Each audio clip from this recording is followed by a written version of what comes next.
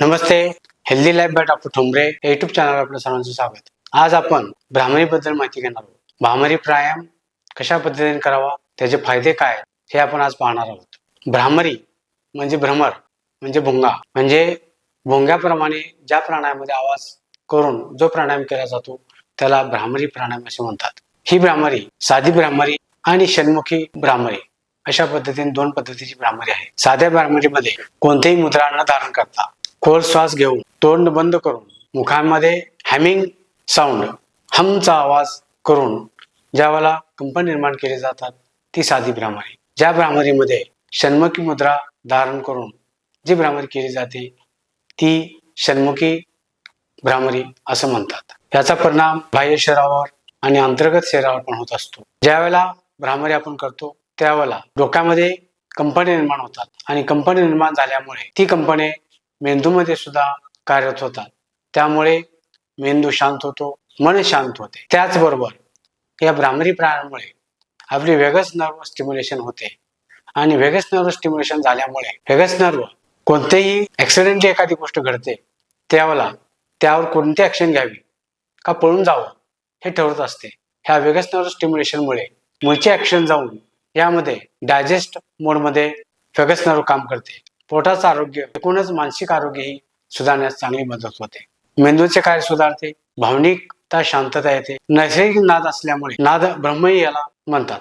भ्रामरीमुळे मानसिकदृष्ट्या राग, ताण, भीती कमी होते, डिप्रेशन कमी होते व बौद्धिक प्रगती चांगली होते. भ्रामरी प्राणायाम केल्यामुळे झोप सुधारते, ब्लड प्रेशर नॉर्मल होतो, आवाज सुधारतो, घशाचे आरोग्य सुधारते. डोक्यामध्ये असणारी सायनस आहेत ते सायनस पण चांगली कार्यरत होतात व सायनसचे व्याधी पण कमी होतात. शरीरामध्ये असणारी मूलाधार चक्रापासून विशुद्ध चक्रापर्यंत, सहस्रार चक्रापर्यंत सर्व चक्रावर संतुलन करण्याचं काम हे करत असतं. भ्रामरी कधी करावी?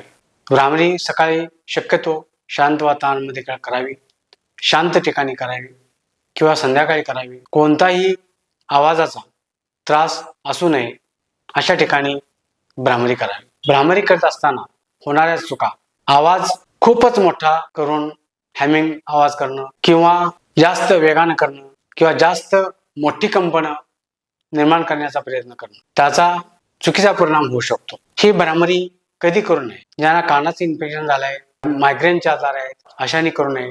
गरोदर स्त्रियांनी मासिक धर्म चालू असताना भ्रामरी प्राणायाम करू नये. हा भ्रामरी प्राणायाम सुरुवातीला 2 वेळा 3 वेळा याप्रमाणे 5 ते 7 वेळा करत करत 20 वेळापर्यंत भ्रामरी प्राणायाम करायला हवा. भ्रामरी प्राणायाम आपल्या शरीरावर सप्तचक्रांचं संतुलन करण्यासाठी होतो व त्याचबरोबर जे ग्लँड्स आहेत, एनर्जी सेंटर्स आहेत त्याच्यावर सुद्धा चांगला परिणाम होतो. विशुद्ध चक्रावर परिणाम झाल्यामुळं कम्युनिकेशनचं स्किल वाढतं, भावना व्यवस्थित आपल्याला व्यक्त करता येतात, आवाज सुधारतो आणि अशा पद्धतीनं कोणतीही गोष्ट आपण चांगल्या पद्धतीनं मांडण्यासाठी तयार होते. षण्मुख धारण केल्यामुळे मेंदूमध्ये कंपन तयार होतात. मेंदूमधील हायपोथॅलॅमस, पिट्युटरी ग्लँड व थायरॉइड, पॅराथायरॉइड ग्लँड यांच्यावर परिणाम होतो व आपल्या शरीराचे हार्मोनल बॅलन्स बरोबर राखला जातो. आणि हार्मोनल बॅलन्स राखल्यामुळे एकूणच हार्मोनमुळे निर्माण होणारी व्याधी पूर्ण कंट्रोलमध्ये राहतात आणि हार्मोन चांगल्या पद्धतीने कार्यरत राहतो. शरीरामध्ये 72,000 नाड्या आहेत. या नाड्यामधून प्राण वहन बरोबर होतं, प्राणाची शुद्धी होते आणि प्राणवहन बरोबर झाल्यामुळं या 72,000 नाड्या संपूर्ण कार्यरत राहतात आणि कार्यरत राहिल्यामुळं शरीर सक्षम होतं. त्याचबरोबर आज्ञाचक्र व सहस्रार चक्र हे सुद्धा कार्यरत होत राहतं. आणि त्याचबरोबर ज्यावेळेला हॅमिंग आपण साऊंड करतो त्यावेळेला शरीरामध्ये नायट्रिक ऑक्साईड रिलीज होतं आणि नायट्रिक ऑक्साईड रिलीज झाल्यामुळे रक्तवाहिन्या प्रसन्न पावतात आणि रक्ताचा प्रवाह चांगल्या पद्धतीने केला जातो. ज्यांना ब्लड प्रेशरचा त्रास आहे त्यांना हळूहळू ब्लड प्रेशर कमी होऊन ब्लड प्रेशर चांगल्या पद्धतीनं कंट्रोलमध्ये राहतं. त्याचबरोबर हृदयाचे ठोके पण नियमित केले जातात. भ्रामरी प्राणायाम कार्य करत असतं. डोक्यामधील मेंदूमध्ये पोकळ्या असतात, त्या पोकळ्यामध्ये फ्लुइड असतं. भ्रामरी प्राणायाम आपण जेव्हा करतो त्या पोकळीचं जी भिंत आहे त्या भिंतीमध्ये स्टेम सेल असतात. त्या स्टेम सेल कार्यरत होतात आणि स्टेम सेल कार्यरत होऊन व्हायब्रेशनमुळे ह्या स्टेम सेल पसरल्या जातात न्यूरोजेनेसिस करण्याचं कार्य केलं जातं. न्यूरोजेनेसिस कार्य केल्यामुळं मेंदू आपला चांगला कार्यरत होतो. ज्यावेळेला भ्रामरी करतो त्यावेळेला त्याची फ्रिक्वेन्सी 800 ते 1.2 kHz इतकी फ्रिक्वेन्सी असते आणि इतकी फ्रिक्वेन्सी असल्यामुळं नायट्रिक ऑक्साईड रिलीज झाल्यामुळं नर्वचं न्यूरोजेनेसिस केलं जातं आणि नर्वचं न्यूरोजेनेसिस झालं नाही तर मेंदू बरोबर कार्य करत नाही. त्यामुळं जर भ्रामरी सातत्याने करत राहिलो तर निश्चितपणे मेंदू शार्प राहतो, बुद्धी तल्लख राहते, विस्मर होत नाही, स्टेम सेल सुद्धा नवीन तयार केल्या जातात, आपली कार्यक्षमता चांगली होते. आज नवीन पिढ्यांच्या मध्ये मोबाईल वापर जास्त प्रमाणात केला जातो आणि जास्त प्रमाणात केल्यामुळे ब्रेन फॉग निर्माण होतो व ब्रेन फॉग निर्माण झाल्यामुळं मेंदूची अकार्यक्षमता निर्माण होते.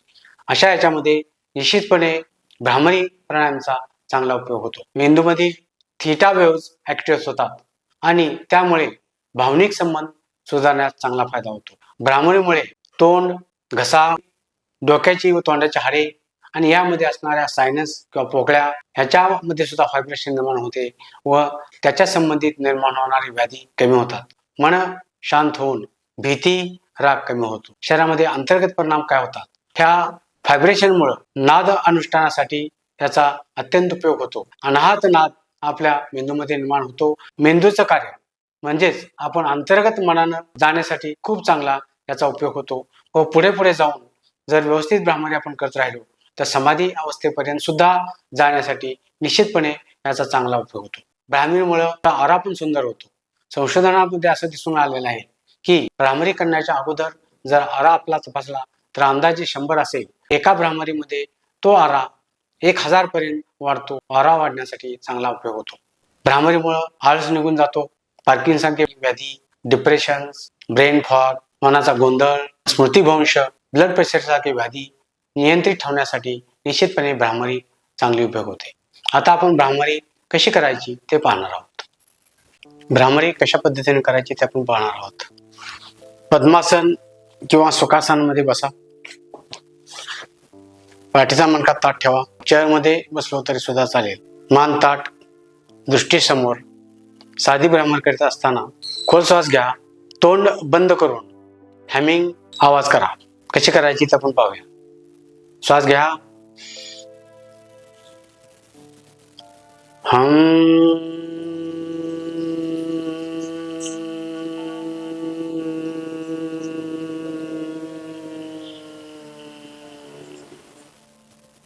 अशा पद्धतीने केली जाते ती साधी भ्रामरीवर.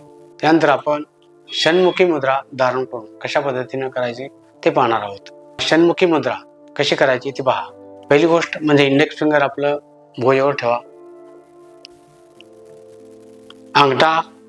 अंगठ्याने पूर्ण दोन्ही कानाच्या पाळी पूर्ण बंद करा. इंडेक्स फिंगर बरोबर भुवयाच्या ठिकाणी ठेवा. मधलं बोट अगदी सावकाश डोळ्यावर ठेवा. रिंग फिंगर बरोबर नासिकेच्या खाली येऊ द्या. करंगळी ही ओठाच्या खालच्या बाजूला ठेवा.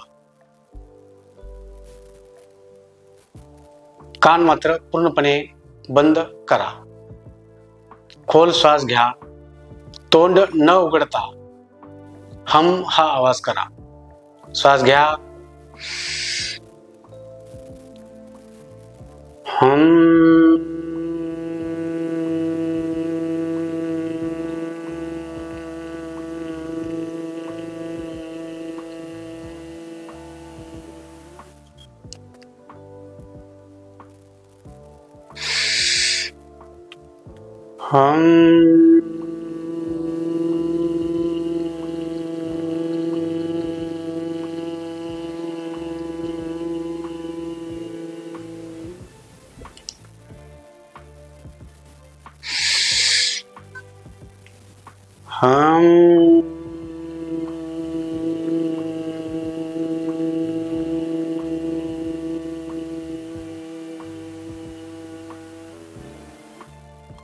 अशा पद्धतीनं सुरुवातीला 3, 7, 15 ते 20 आवर्तन करायला हरकत नाहीत.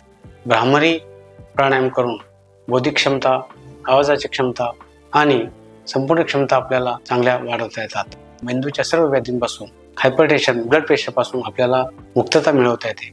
हा व्हिडिओ आपल्याला आवडला असेल तर लाईक करा. तुम्हाला काही शंका असतील तर कमेंट्स बॉक्समध्ये कमेंट टाका आणि असेच व्हिडिओ पाहण्यासाठी आमचे चॅनल सबस्क्राईब करा. धन्यवाद.